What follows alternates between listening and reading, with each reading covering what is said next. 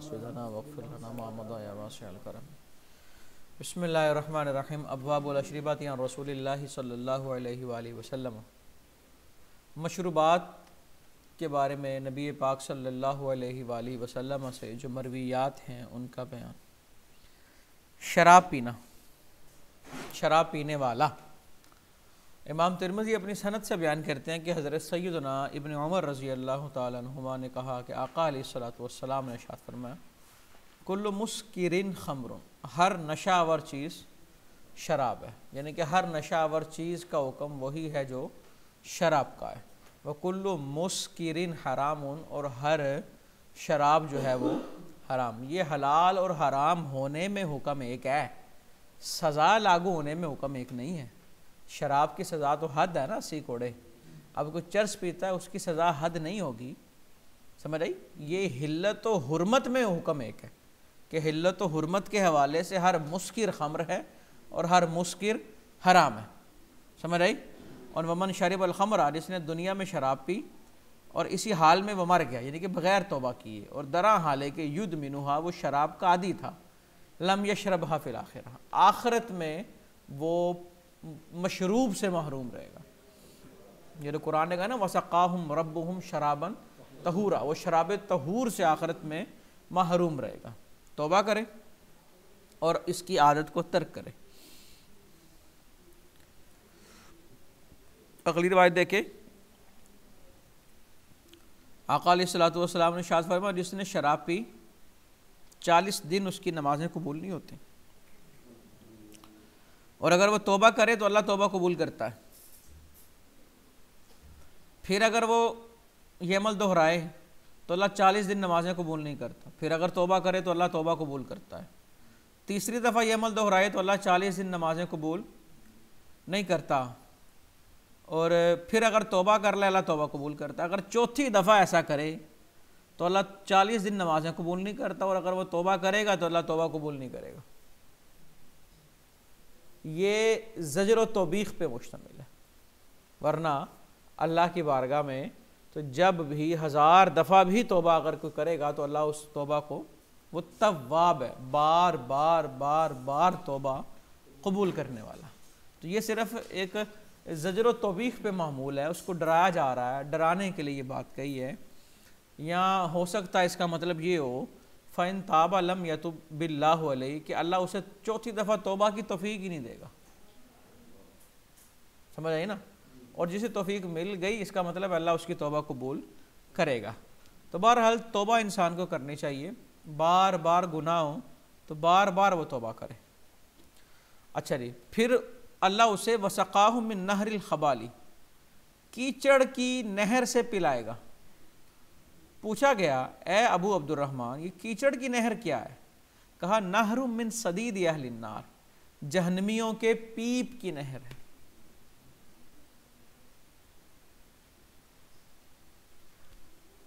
کل مسکرن حرام۔ دیکھیں نبی پاک صلی اللہ علیہ وآلہ وسلم سئل عن البتع، بت کہتے ہیں شہد کی شراب۔ شراب جو سے بھی بنتی ہے، گندم سے بھی بنتی ہے، انگوروں کی بھی بنتی ہے، کھجوروں کی بھی بنتی ہے، منقے کی بھی بنتی ہے، اور یہ شہد، یعنی کہ جس چیز کی شراب بنتی ہے نا وہ شراب کیا ہے؟ حرام۔ ضروری نہیں کہ صرف انگور کی شراب حرام ہے۔ پوچھا گیا عن البتع، شہد سے جو شراب بنتی ہے اس کے بارے میں، تو آپ نے فرمایا کل شراب اسکر، ہر وہ مشروب جو نشہ دے فہو حرام، وہ کیا ہے؟ حرام ہے۔ اگلی روایت بھی اسی طرح، باب ما جاء ما اسکر کثیرہ فقلیل حرام، جس چیز کی کثیر مقدار نشہ دے اس کی قلیل مقدار بھی حرام۔ عادی شرابی جو ہوتے ہیں نا وہ کہتے ہیں ہم تو 2-4 گھونٹی پیتے ہیں یا چند ملی لیٹر پیتے ہیں، ہمیں نشہ تھوڑی آتا ہے، ہم تو عادی ہو چکے ہیں۔ تو نشہ نہ آنا اس کی حلال ہونے کی دلیل نہیں۔ شراب سے نشہ آئے یا نہ آئے اس کا ایک قطرہ بھی حرام ہے، سمجھ آئی نا؟ اچھا جی، وہ کہتے ہیں کہ زیادہ پئیں تو نشہ آتا ہے، تھوڑے سے نشہ، یا ہم اس میں کچھ ملا لیتے ہیں جو ہماری ذہنی تسکین کا باعث بنتا ہے اور نشہ بھی نہیں آتا۔ تو بات حضور علیہ الصلوۃ والسلام نے فرما دیا کہ ما اسکر کثیرہ فقلیلہ حرام، کثیر مقدار نفع دے تو قلیل مقدار بھی حرام ہے. سمجھ آئی؟ نشہ کیا ہے؟ نشہ ایک ہوتی ہے لت لگنا. مثال کے طور پہ ہم کہتے ہیں اس کو یار چائے کا نشہ ہو گیا. یہ وہ نشہ نہیں ہے چائے کا نشہ. یہ نشے کا مطلب ہے جو عقل پہ غالب آ جائے, انسان کی عقل چھپ جائے, اس کے ہوش ختم ہو جائیں, اسے نشہ کہتے ہیں. اب دیکھیں نا, ایک شخص ہے وہ سگریٹ پینے کا عادی ہے, نہیں پیتا, اس کی طبیعت خراب ہو جاتی ہے, اسے یہ نہیں کہیں گے سگریٹ کا نشہ ہے. ایک شخص نسوار رکھتا ہے, تو نسوار بھی وہ منشیات نہیں ہے, نشہ وہ نہیں ہے, نشہ آور چیز. اچھا یہ منشیات لفظ نہیں ہوتا, یہ منشیات ہوتا ہے, نشہ دینے والی چیزیں. تو جو چیز جس کی کثیر مقدار نشہ دے, عقل کو ڈھانپ دے, اس کی قلیل مقدار بھی حرام ہے.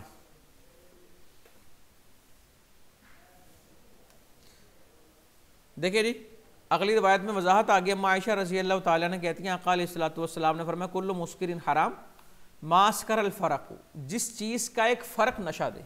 ایک پیمانہ ہے غالباً 3 سا کا ہوتا ہے, جس کا ایک فرق نشہ دے فمل الکف منہ حرام, تو اس کا ایک چلو بھی حرام ہے. سمجھ آئی نا؟ تو یوں سمجھ لیں کہ جس کے 2 گھونٹ نشہ دیں اس کا قطرہ بھی حرام ہے.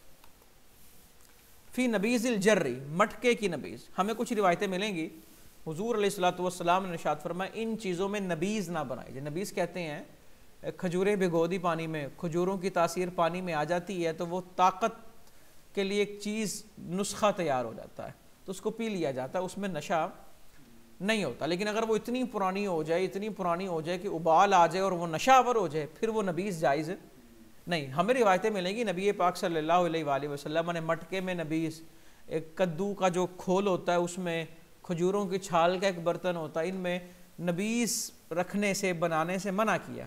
لیکن پھر کچھ روایتیں ملیں گی کہ اس کی اجازت ہے. اصل میں جب شراب کو حرام قرار دیا نا تو ان برتنوں میں شراب استعمال ہوتی تھی, شراب کے لیے برتن استعمال کیے جاتے تھے. تو کہا ان برتنوں میں نبیذ بھی نہیں رکھنی, کہیں شراب کی یاد نہ آئے اور انسان دوبارہ شراب کی طرف نہ چلا جائے. کہا ان مٹکوں میں نبیذ بھی, ان برتنوں میں نبیذ بھی نہیں رکھنی. پھر بعد میں حضور علیہ الصلوۃ والسلام نے ارشاد فرمایا کہ میں تمہیں برتنوں سے روکا کرتا تھا, تو یاد رکھو برتن کسی چیز کو نہ حلال کرتے ہیں نہ حرام کرتے ہیں.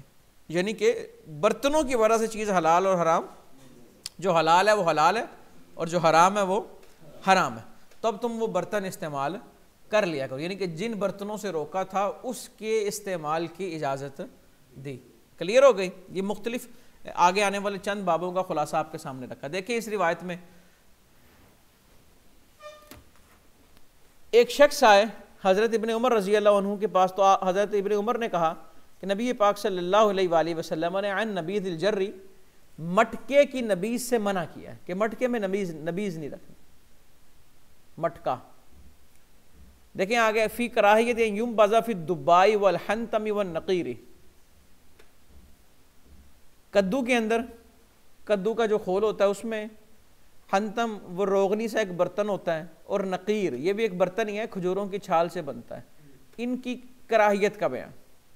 اب ان سب سے منع کیا,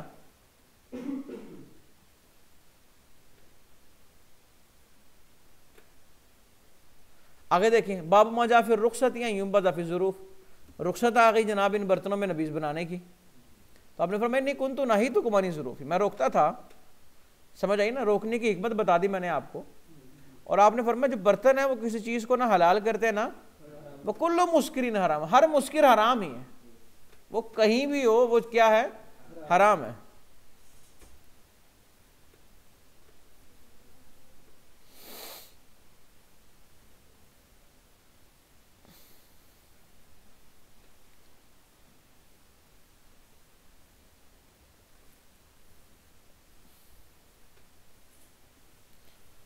اب اگلی روایت دیکھ لیں کہ نبی پاک صلی اللہ علیہ وآلہ وسلم نے برتنوں سے منع کیا, تو انصار نے شکوہ کیا کہ ہمارے پاس تو برتن ہے ہی نہیں, اگر ان میں نہیں رکھیں گے تو کہاں رکھیں گے. آپ نے کہا فلا اذن, اگر یہ صورت حال ہے تو پھر اجازت ہے.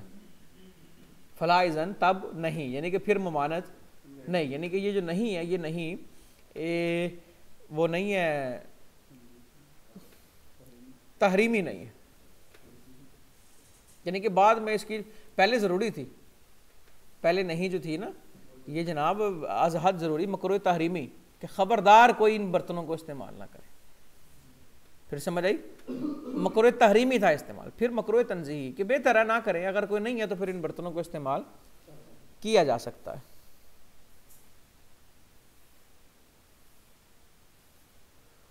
باب ما جاء فی الانتباذ فی السقاء. سقا کہتے ہیں مشک. اس دور میں سمجھ لیں پانی کی بوتل ایک ہوتی تھی، موجودہ دور میں تو پانی کی بوتلیں ہیں نا، تو وہ مشکیزہ جسے ہم کہتے ہیں، تو ایک مشک ہوتی تھی، وہ ایک تھیلا سا بنا لیتے تھے چمڑے کا کسی بھی چیز کا، نیچے سے باندھ دیا، اوپر سے اس کے اندر پانی ڈالا اور اسے وہ بطور بوتل استعمال کرتے تھے، اس میں پانی ہوتا تھا. ٹھیک ہے، تو اس مشکیزے کے اندر نبیذ بنانا. اب عائشہ رضی اللہ تعالیٰ نے کہتی ہیں ہم نبی پاک صلی اللہ علیہ وآلہ وسلم کے لیے اس مشکیزے میں یا اس مشک میں نبیذ بناتے تو یوقع فی اعلاہ لہو ازلاہ ننبذہ غدوۃ ویشربہ عشاء. اچھا جی، تو اس کو اوپر سے باندھ دیا جاتا تھا اور اس کے نیچے بھی ہلکا سا سوراخ تھا جسے باندھا ہوا تھا. ننبذہ غدوۃ ویشربہ عشاء، اگر ہم صبح کو نبیذ بناتے تو اب رات کو اسے پی لیتے، اور اگر رات کو ہم نبیذ بناتے تو آپ صبح کے وقت اسے پی لیتے. یعنی کہ اس مشک کے اندر نبیذ بنانا بالکل جائز ہے. باب ما جاء فی الحبوب التی یتخذ منها الخمر، وہ دانے جن سے شراب نکالی جاتی ہے. دیکھیں، حنطتی خمرا من الشعیر خمرا من التمر خمرا من الزبیب خمرا من العسل خمرا، کہ گندم سے بھی نکلتی ہے، جو سے بھی، کھجوروں سے بھی، انگوروں سے بھی اور شہد سے بھی، ان ساری چیزوں سے شراب بنتی ہے.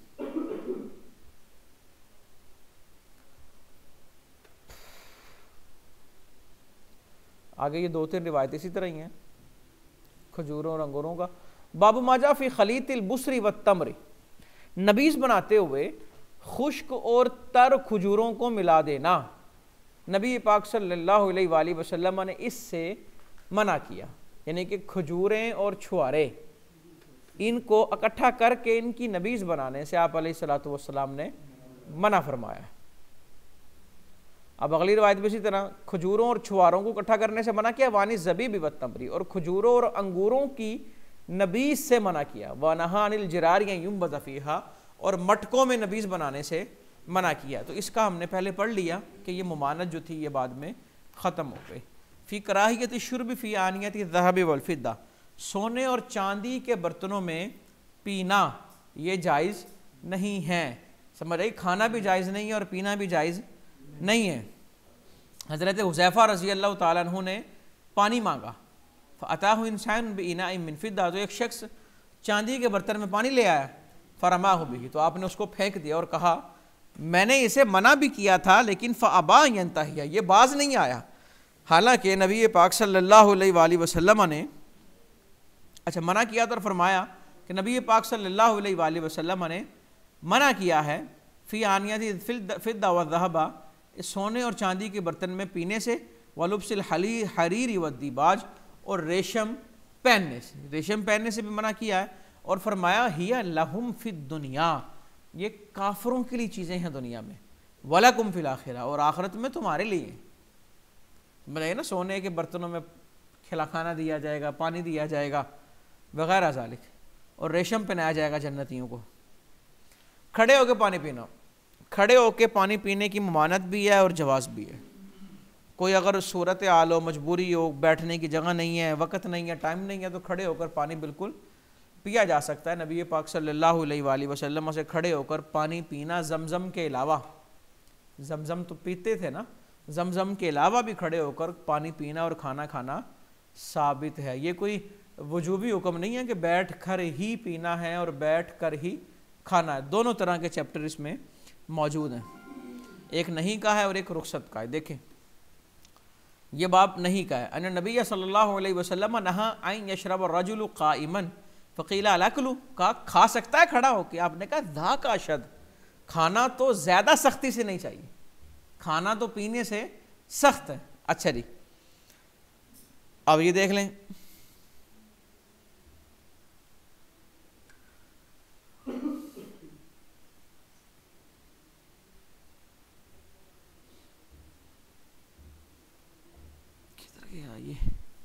حضرت ابن عمر رضی اللہ تعالیٰ عنہ کہتے ہیں کننا ناکل علی عہد رسول اللہ صلی اللہ علیہ وسلم ونحن نمشی ونشرب ونحن قیام، کہ ہم چلتے ہوئے کھا لیتے تھے اور کھڑے ہوتے ہوئے پی لیتے تھے حضور علیہ الصلوۃ والسلام کے دور مبارک میں۔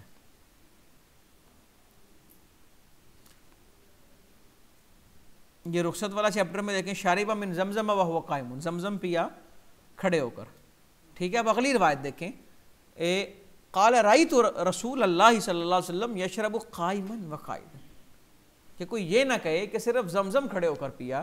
یہ روایت مطلق کر بتا رہی ہے کہ راوی کہتے ہیں میں نے حضور علیہ الصلوۃ والسلام کو کھڑے ہو کر اور بیٹھ کر پیتے دیکھا ہے۔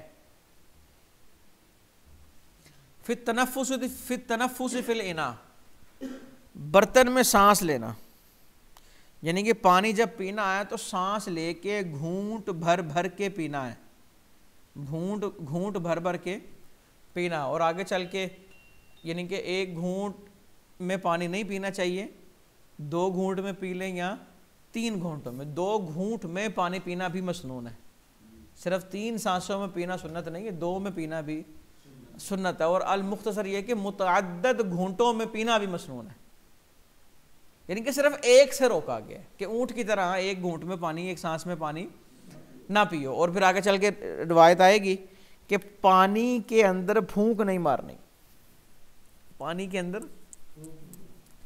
تو راوی ایک شخص نے عرض کیا یا رسول اللہ صلی اللہ علیہ وسلم، اگر اس کے اندر تنکا ہو تو پھر بھی پھونک نہ مارے؟ آپ نے کہا نہیں، اس کو اٹھا کے باہر پھینک دیا جائے۔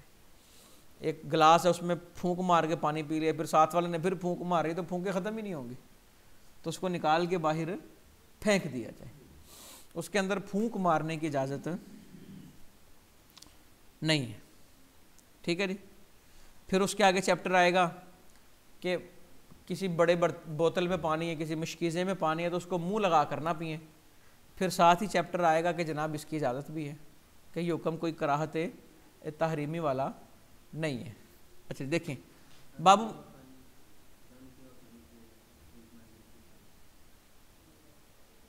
پھونک مارنے کا مطلب یہ نہیں ہے کہ دم والا پانی میں پھونک نہیں مار، اس کا مطلب یہ ہے کہ ایک شخص نے پانی پی رہا ہے، اس نے گلاس منہ کو لگایا ہوا ہے، اب اس نے سانس لینا ہے تو وہ گلاس کے اندر ہی سانس نہ لے، پھونک مارنے کا مطلب یہ ہے۔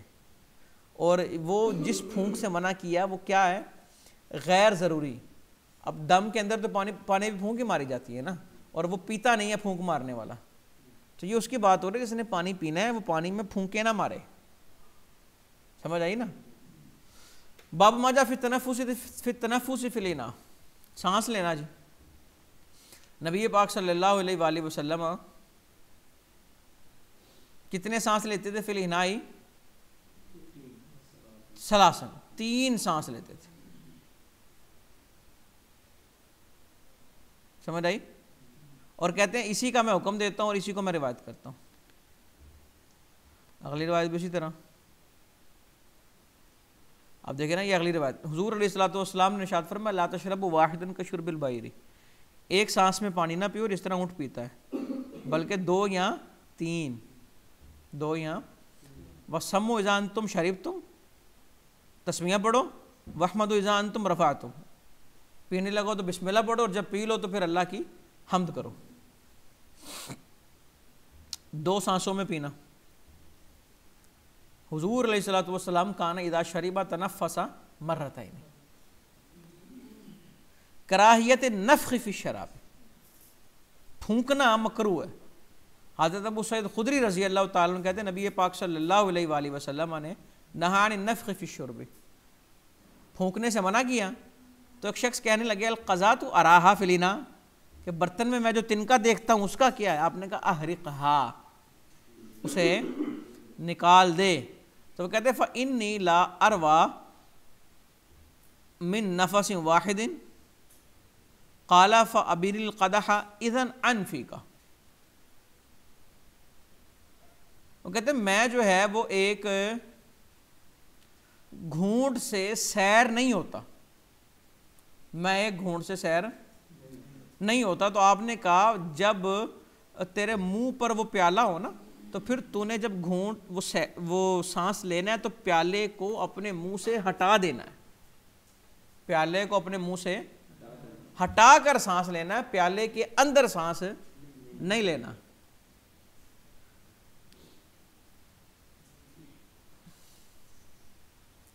فی کراہیت التنفس فی الاناء.